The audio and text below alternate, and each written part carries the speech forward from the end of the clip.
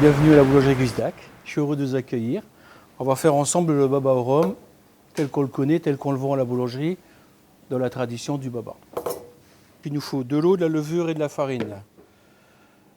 Donc on va mettre 250 g d'eau très chaude, 50 g de levure de boulanger, et on va mettre 250 g de farine. Alors une fois que j'ai mis les trois ingrédients dans mon bol, je vais mélanger. On va rajouter 5 œufs, 60 g de sucre, 20 g de sel, le beurre fondu et la farine, et on va devoir attendre un tout petit peu le temps que notre levain il démarre. Le temps que la pâte elle démarre légèrement, on prépare le sirop. Donc le sirop pour faire les baba au rhum, c'est très simple. C'est 1 kg d'eau, 500 g de sucre. Et aussi pour agrémenter, c'est bien de mettre toujours un zeste d'orange. On va mélanger, on va faire bouillir. Et on a notre sirop pour tremper nos babas.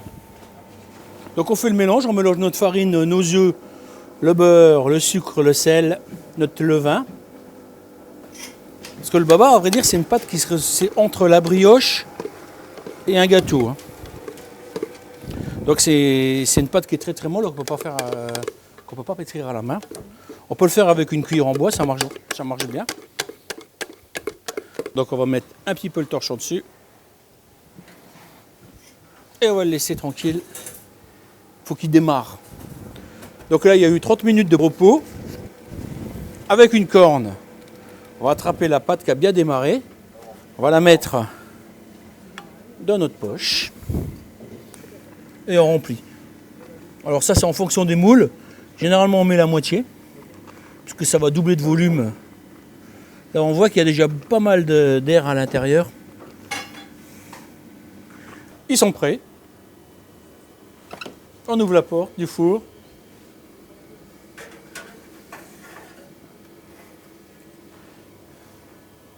« 17 minutes. Il ne faut pas que la chantilly soit trop montée pour les baba au rhum. Il faut qu'on va essayer de rester... parce que normalement, un baba, ça se mange avec une crème double, un peu épaisse. Donc la chantilly, si elle est trop montée, c'est pas très très agréable. Il faut quand même qu'il y ait un peu de texture. Lève-la. Ouais.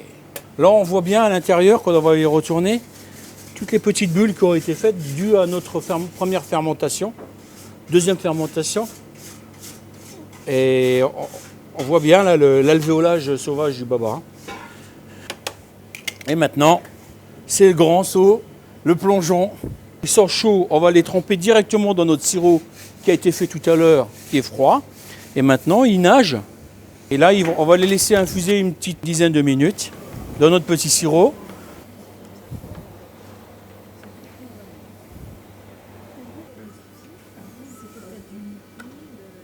Et hop là. On va remettre un petit peu de sirop dans les babas. On va prendre un petit peu de rhum. On va imbiber un tout petit peu.